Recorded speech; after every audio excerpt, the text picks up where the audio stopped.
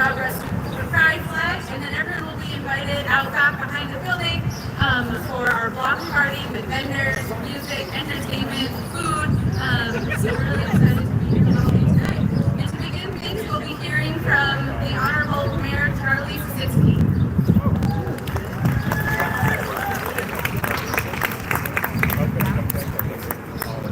Hi everybody. Hi everybody. Can't believe this is June 1st and some people are wearing haircuts. Unbelievable. But anyway, I want to welcome you all to the 7th annual Pride flag raising ceremony here in the city of Framingham. Thank you for being here today as we come together in unity and celebration. Throughout the month of June, the Pride flag will fly proudly in front of this memorial building and in our public libraries, symbols of inclusion and affirmation for all members of the LGBTQIA+ community. The only exception will be on Juneteenth, as a day we pause to reflect on a different but equally vital struggle for equity and justice in the nation's history. It's important that this flag is raised here. It's more than a flag. It is a visible sign that in the city of Framingham, you are seen, you are heard, and you are valued. Every resident, regardless of their gender identity or sexual orientation, deserves to feel that they belong in our community. This year, we are especially proud to partner with Out Metro West for a joyful block party celebration following today's ceremony. This event is a true community collaboration between the City of Framingham, Out Metro West, the Framingham Public Library, Framingham Public Schools, and the Framingham 325th Celebration Committee. Together, we're creating spaces where everyone can celebrate who they are and who they love. June is LGBTQIA+ Pride Month, and yes, every one of these letters matters. It's important to say them all. Each represents a part of our community with its own history, struggles, and triumphs. The City of Framingham recognizes and honors every letter of the Pride alphabet and every person that it represents. So thank you again for joining us today, for standing with your neighbors, and for helping to build a city where love and equality are not just ideals, but everyday values we strive to live by. Happy Pride, Framingham. And before I introduce our next speaker, I just want to give a shout out to all our town employees and volunteers that have done so much hard work to make this day such a great celebration for our city. So thank you all for that. And now I'd like to introduce Representative Jack Patrick Lewis, who's the longest-serving LGBTQIA+ elected official in the city of Framingham.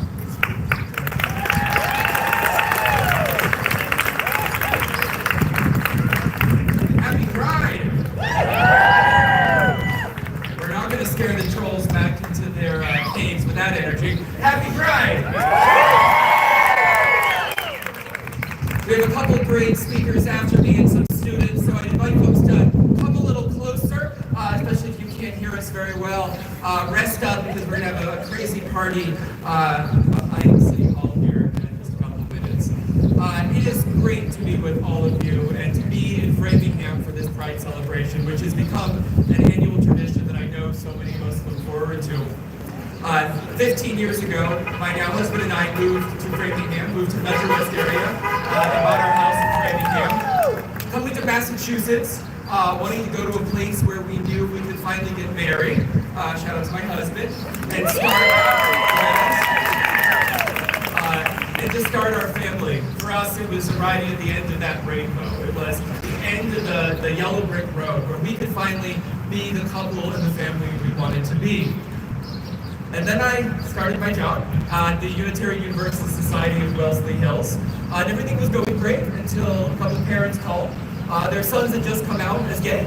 These parents were very, very supportive, but knew that even in Massachusetts, things weren't all rainbows and unicorns all the time. And so they held my feet to the fire until I agreed, while working with several of you here, to launch a program that became Out Metro West. And there are fewer things, I think, shy of me and my husband getting married and adopting our kids. Founding Out Metro West with some of you is right up there with me as one of those highlights of my life that I'll always take with me, because it was that interaction with the kids that reminded me of all the work that still had to happen here in Massachusetts. It was those conversations that sparked my first run for elected office, the first bills I filed and passed in the legislature, sparked by those conversations. And now I don't talk about it as often because I want you to think I'm always right here in Framingham, because I almost always are, but the international work I'm doing on the steering committee of the Global Equality Caucus, taking the important work we've done in Massachusetts and taking it to Europe and beyond. We in Massachusetts have a lot to celebrate. But the reality is, right here, even in Massachusetts, we have our work still cut out for us. In the last 4.5 months, we're simply the opening scene of a dystopian Hulu series. I would simply say this is a great place to end. Everyone needs to stay working, keep the joy, and keep celebrating. But we know that's not the reality. What we're facing in DC and across the country is a deliberate and well-orchestrated campaign. A campaign with the goal of dismantling diversity, legalizing the bullying of our children, cutting suicide prevention hotlines, slashing public health programs, and eliminating HIV prevention efforts around the globe. This isn't hyperbole. Their intentions are crystal clear. They want to force all of us back in the closet. They want to make it hard for our allies. They want to leave our allies afraid to defend us. They want to strip our teens of their rights and the supports we have. And they simply want to erase those that heartless so-called leaders have deemed undesirable.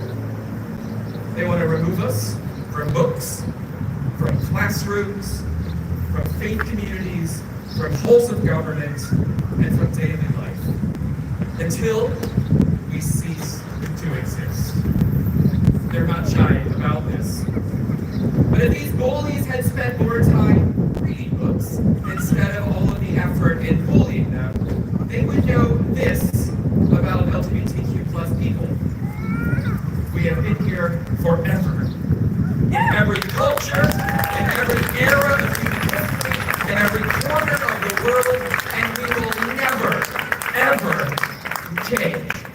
We're not going back in the closet, we're not going into hiding, and none of us here or anywhere in the country or the world have the luxury of being silent.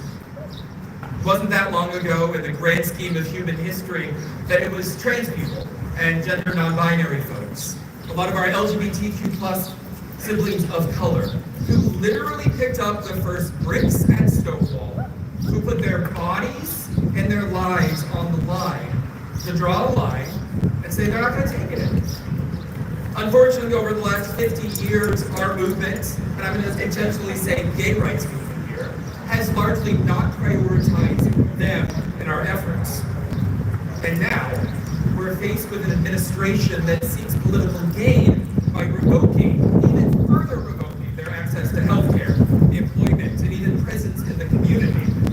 But this is not time to retreat in fear, to compromise with hatred, or to sacrifice anyone in our community in a futile attempt to save ourselves. We all need to lean on each other because we are all in this together. We have a lot to celebrate, as I said. Massachusetts led the way in marriage equality, a ripple that went across the country and went globally. But any of us who are in same-sex relationships and have kids know that we are just one Supreme Court case away from needing to grab that special file of documents, the just-in-case file, when we leave state lines, unknown what would happen if somebody questioned our family. Because we know that marriage equality was never just about taxes. It was always about family, about dismantling archaic understandings of gender roles, and defining love on our own terms. Freedom to choose, as those of us who have chosen to get married and those of us who have chosen not to, and those who chose to get married and realized it wasn't for them. That choice is liberation in itself. Soon we're going to hear from some of our community's young people, and we are doing a remarkable job here in Framingham Public Schools. But the reality is our kids have only one childhood, and we have a moral obligation to do everything in our power to make sure that they not only survive adolescence, but that they thrive. This means seeing themselves in their books, in their teachers. It means making sure that they can play sports without any obstacles. It means we need to make sure that we pass laws that prevent puritanical norms or the misplaced discomfort or obsession of a vocal minority from blocking them from accessing necessary resources. It's true, I wish my kids and your kids had a different childhood than I did, but it is so much more than just making sure that things are better today. It's making sure that they're liberated, and by extension, that we are liberated. This morning I kicked things off in Boston for their fundraiser for HIV prevention, and it was a reminder that we also stand at this precipice of great possibility. Something none of us could have imagined 10, 20, 30 years ago, but that with medical science, within not just our lifetimes, but within this decade, we can eliminate all HIV new cases. We can make sure nobody dies from HIV complications, and we can truly eliminate stigma. This isn't going to be easy. This is going to require sustained effort. This is going to require us to make what can be on occasion difficult decisions. But we need to stand up to a federal administration who, again, has decided that some of us are expendable, and lives are already being lost across the world because of that. So I want you to join me, to join all of us, join your friends, join your family, join your co-workers, and fight back. Not giving up on each other. There are those people in our lives who are slowly learning. Don't give up on them. But also not allow the trolls to absorb any more oxygen than they already provide to themselves. Let's deprive them of the energy and the attention that they seek so that they can slink back into those caves of darkness that we all want them to live back in. Because through it all, at the end of the day, we are here to celebrate, we're here to fight back, and we're here to talk more about gay joy and trans joy and queer joy, because that's not just the outcome that we all seek and we're working towards, but it's the very reason we even begin doing this work. Thank you so much.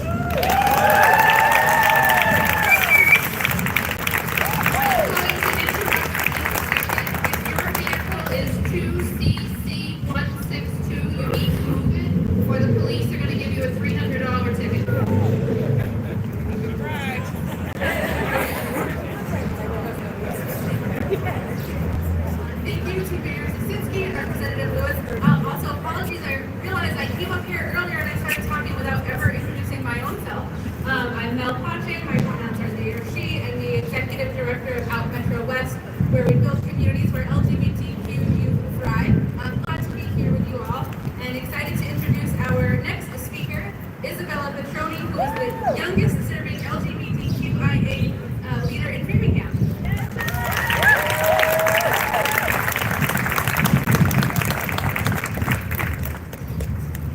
Hello everyone! Again, happy Pride!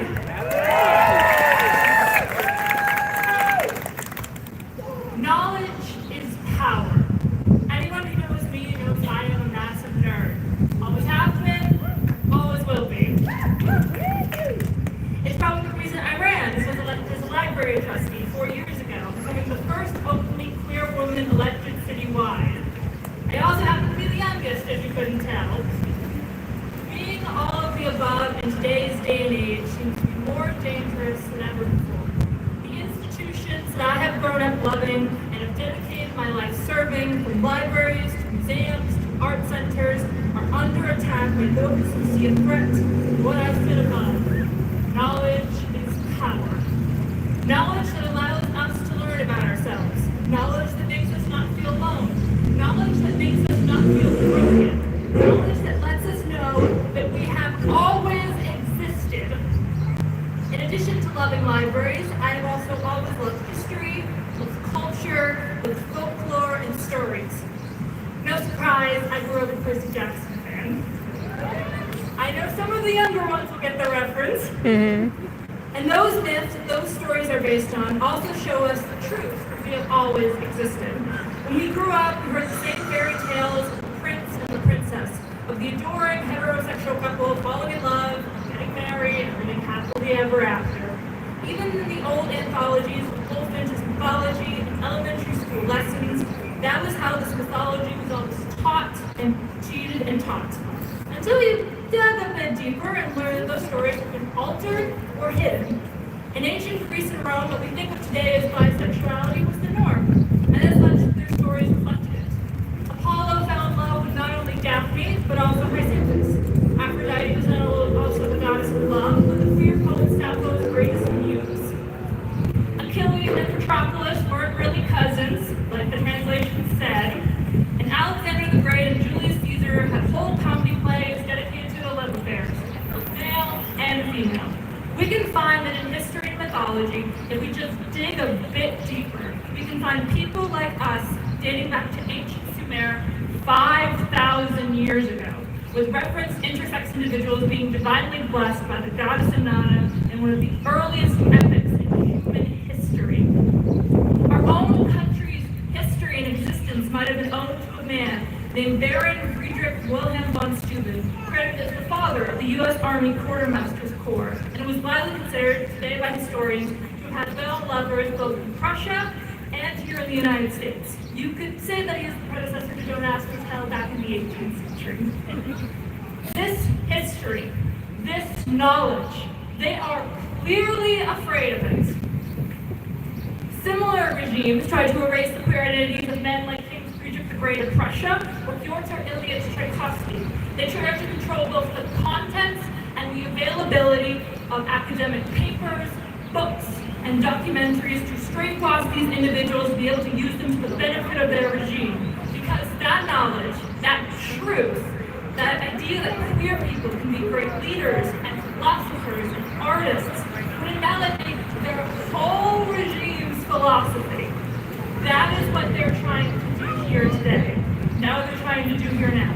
Make us feel unnatural in our skin, make us feel less than human, make us feel isolated, make us feel shamed and confused and defeated. And to do that, they want to try to erase that history, that knowledge, that power from us, just as like regimes like theirs did before.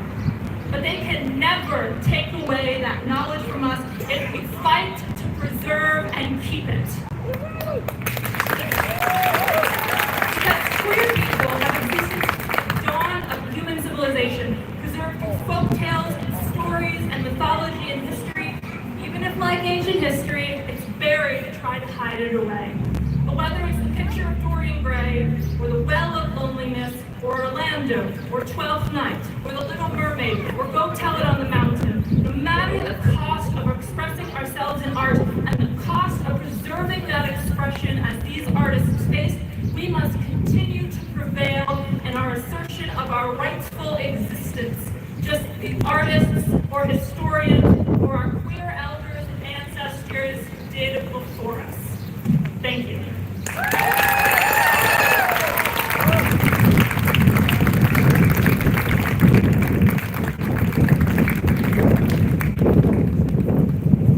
Next, we will hear from our keynote speaker, Kaden Davis. Kaden, who uses he, him pronouns, is a public health professional with over 6 years of experience at the intersection of direct service, advocacy, and systems change. The first in his family to go to college, Kaden obtained his master's degree in community development and planning from Clark University, where he concentrated on health equity and community-driven policy. He began his career at AIDS Project Worcester, providing case management and harm reduction services to individuals living with and affected by HIV.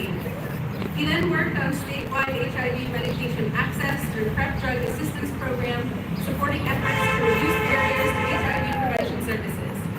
Currently, Hayden serves as the project coordinator for the Metro West Care Connection, where he works to improve access to care across the region. His recent work has centered on housing advocacy, and he chairs the Metro West Housing Coalition, leading collaborative efforts to address housing insecurity and promote stable, affordable housing solutions. In addition to also running as the first openly trans man candidate for Worcester City Council at Large.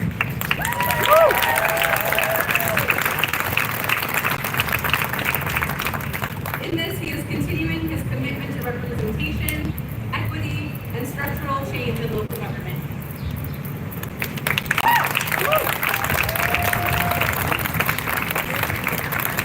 Hi everyone, you doing okay? We're good. Good afternoon everyone. Thank you to all who have made today possible. The Framingham Pride Committee, the City of Framingham, my fellow speakers, and every single person that's here today. At a time when attacks are coming at us from all directions, it is more essential than ever that we prioritize spaces like this. Being here together, celebrating the beautiful diversity of the 2S LGBTQIA+ community is a powerful act of resistance. And I'm so proud to be a part of a community that continues to find joy and connection, even as others try tirelessly to dull our shine.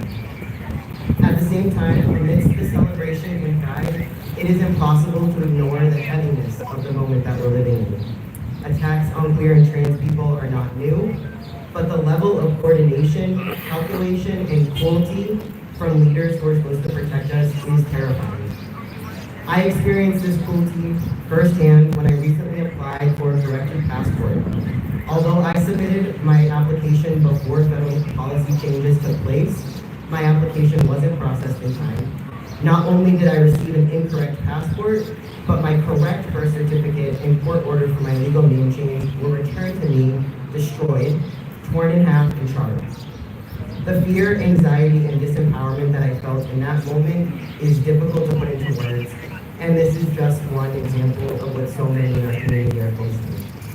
Since January, we've seen trans people systematically erased from federal systems and denied after identification. We've watched gender-affirming care come under relentless attack, especially for youth and for people of all ages who rely on Medicare and Medicaid. We've seen targeted, violent rhetoric towards trans femmes and trans women, while trans masculine people, trans men, and non-binary individuals are increasingly erased in the process.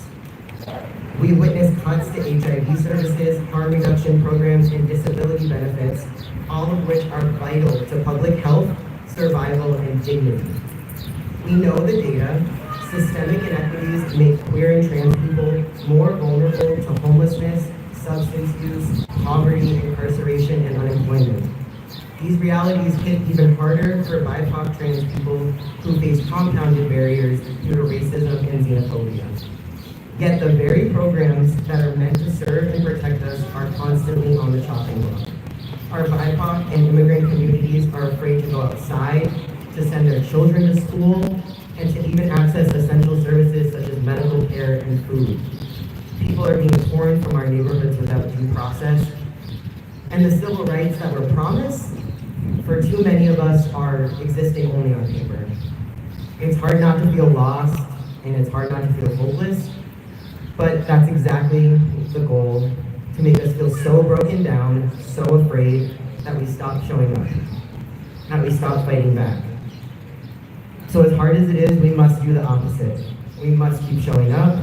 We must keep loving one another through the hardest of times. We must keep reminding these systems of oppression that we are not going anywhere. During my work in the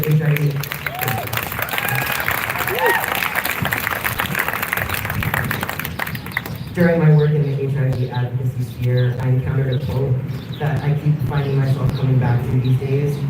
Activist Dan Savage said, "During the darkest of the AIDS crisis, we buried our friends in the morning, we protested in the afternoon, and we danced all night. The dance kept us in the fight because it was the dance we were fighting for. It didn't look like we were going to win then, and we did. It doesn't feel like we're going to win now, but we could. Keep fighting, keep dancing."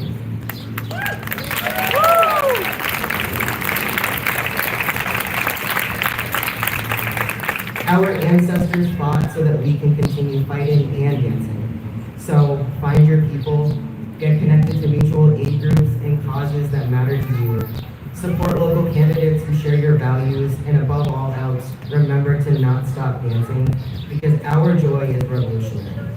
So So this Pride, let us celebrate, but let us also recommit to the work of building a world where all of us, in our messy, bold, brilliant identities, are safe, valued, and free, and a world where we are all liberated.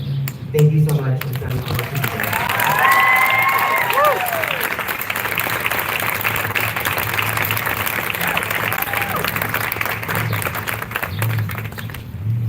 Thank you, Keaton. I'm next excited to bring up a group of speakers, our students from Framingham High School. First, we'll hear from Bring the Brush from the Framingham High School class of 2026.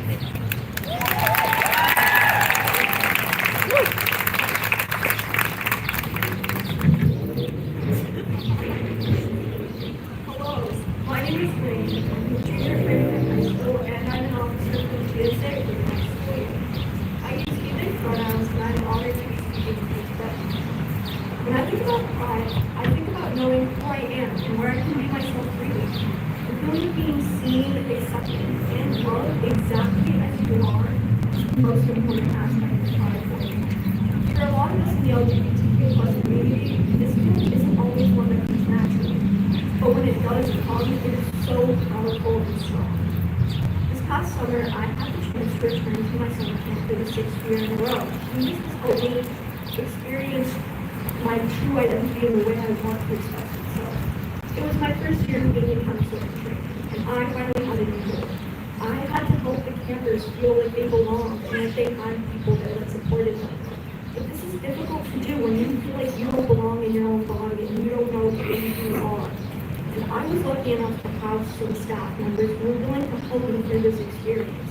And they were not only willing to do this because they had known what I was going through, but they were also willing to change and make the change that was needed. 3 of these staff members, Bones, Splash, and Silo, I've known me forever, ever since I started going there.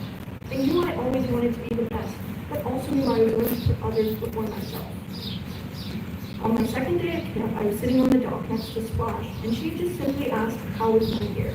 Without meaning to, I dove into an extremely deep-depth description of my experiences coming out as a trans man.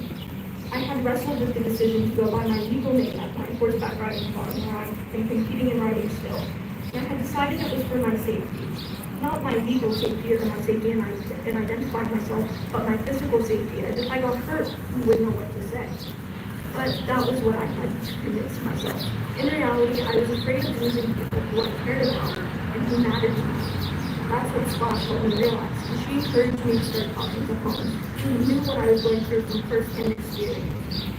Through the conversations with these people, I began finding more support for myself. Because of them, because these experiences with these 3 staff, they became more than just my favorite counselors. They became rocks and grounding forces. A few months ago, I received the news that neither Holmes nor Zylo will be returning this summer, and I cried. I didn't cry simply because I was losing staff, but because I was losing friends. People who helped me find out who I really am. I still have Splash, and she will be graduating me from my CIT2 to my staff, which is one of the biggest moments of my camp career, and she will continue to be there for me. As someone who feels like I have such little support in my day-to-day life, even two of these most influential people has left a giant hole in my life. But I'm going to embrace this. Not the sadness, not the negative feelings, but the feeling of support that I did receive. And I want to help give out to other people. I'm telling you this because everybody deserves to have people like Holmes and Zylo in their lives. Maybe this is your best friend, a physics teacher, or just a random adult in your life from a sport. It doesn't matter who this is in your life, but everybody needs it. Hopefully hearing this experience of mine reminds you that there are places in this world, real, beautiful places, where people don't just tolerate you, they care about you and celebrate your true colors. These places aren't camps or special events. They can be schools, homes, conversations with friends, and a community at any time. We just have to make these spaces this way, especially when they're being ripped out from under our feet. Pride isn't just about raising rainbow flags and having parades. It's about creating a world where everybody feels safe expressing their true identity. It's about listening to one another, supporting each other, and showing up for everyone when you need it. Including giving yourself the time to be here you deserve. So today as we celebrate, I just want to say thank you. Thank you. Make these places special and make safe spaces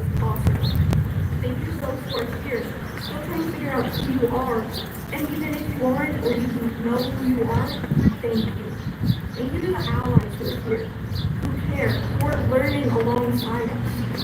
At the end of the day, Pride is about love. Not just loving each other, but loving ourselves. Everyone deserves to feel loved unconditionally. Thank you.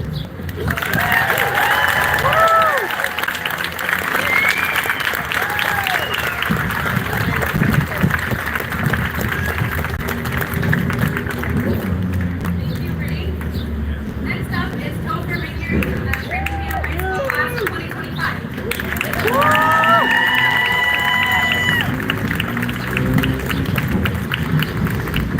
Good afternoon, everyone! Why are you guys so loud with that? Good afternoon! Introduce you first and a beautiful first day of Pride. I'm Topher McGarry, my pronouns are he, they, and I am now a former officer of the FHS GSA. Today I want to share a poem I wrote at approximately 11 o'clock this morning. This is aptly Pride Month. Today is the day that I find power in the words I never felt I could write. I am proud of myself. I look me in my tired eye, a peaceful cavity, to a constant storm defying gravity. A witch in a broom, a bride in a groom, and I know that the latter can never be true. Former never being feasible, the day never seizable, all the DMs we could have parlayed, those chances aren't over yet, are they? It's just that we can be sensitized, news headlines memorized. We clean our hands until they're fully sanitized. We clean ourselves until we feel completely baptized. Meanwhile, they clean up ethnicities, all colonized. They're making a statement too bold as being to be unadvised. Well, today is the day that I find power in the words I write. Today is the day I find pride in the way that I fight. The individual's obligation to care is now like burning old plantations, Eurocentric beliefs now on fire bright. We fire away and ask ourselves, I am proud of myself? Do we pledge allegiance to ourselves tonight? Time spent putting our hands over our hearts, but I don't want to cover mine anymore. Even if it's with a hand that's helped carry others before. I'd rather offer $1 to a man at the Dunkin' down the street. I'd sooner write a tall order of demands to those in Congress's seats. I'd use these hands to pray, and then I'd use these fists to beat back all the rules that say specific others' hands can't be free. I see myself in the mirror, a white, Christian, bisexual, and transgender man. And although I've gone through years of healing to accept myself, it's only once I give back this wealth that I can flip the bird, flip the witch on the broomstick to Uncle Sam and say, I'm proud of myself. I'm proud of who I've become. I'm proud of who I am.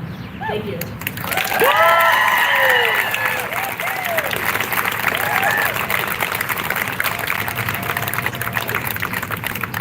Thank you, Topher.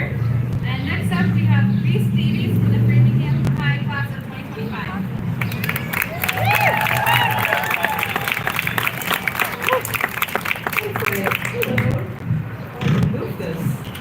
Hi, my name is Reese Davies, and this is my fourth and final year as an officer for the Framingham High School GSA.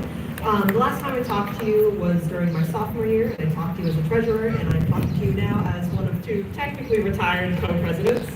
I feel like every year I come up here, I say something along the lines of, well, it's been an interesting year, and every time that somehow becomes more and more applicable, and the word interesting becomes more and more of an understatement. And I don't want to sugarcoat it. The United States, as of right now, is an objectively dangerous place to be trans or queer.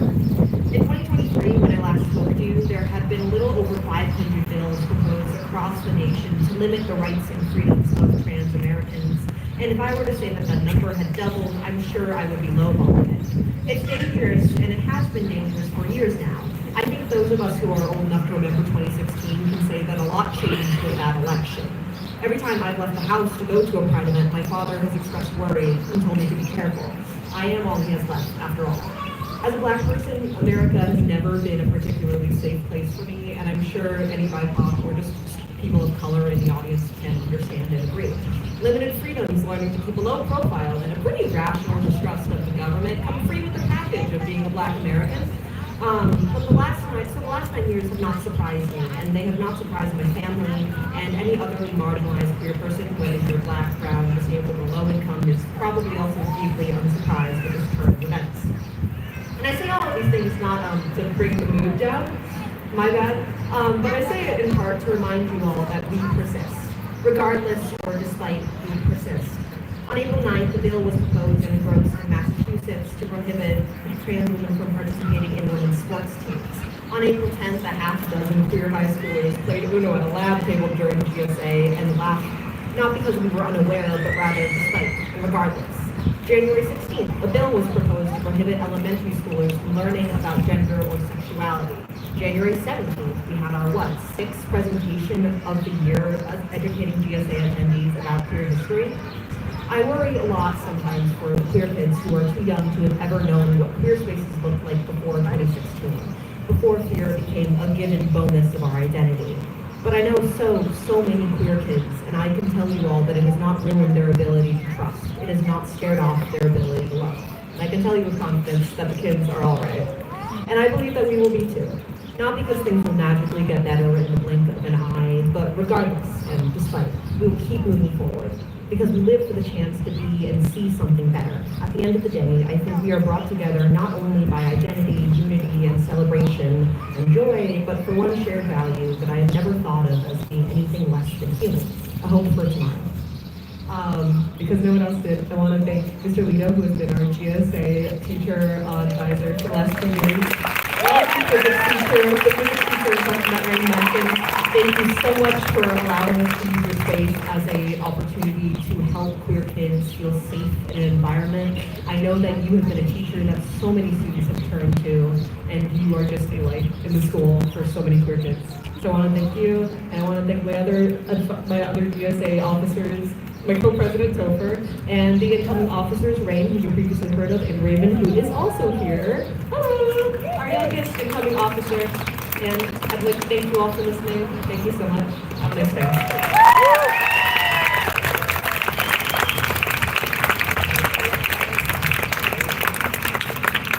Can we get one more round of applause for our high school students?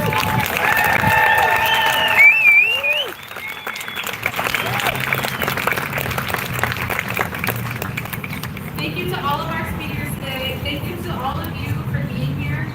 As our speakers reminded us this afternoon, we have so much to celebrate as an LGBTQ+ community.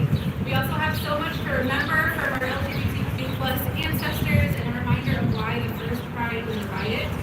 We're also reminded of the rise of anti-LGBTQ sentiment and harm across the nation, and know that those who are most marginalized within the LGBTQ community are also at most risk of harm. So I'm grateful to be here with so many people who have come out today to gather and to celebrate. It's great to be with so many people, and I'm reminded of how much it is as we see this rise of anti-LGBTQ sentiment. I'm reminded of the increased need for community collaboration. So there are so many of us here together today. I'm reminded that we are stronger together. We are stronger as a community. And speaking of being stronger together, I'm going to invite up Keaton and our 3 Framingham High students. Is so raising the flag can be a little bit tough. But anyway, looking at your points and your muscles. And we're going to raise up this flag.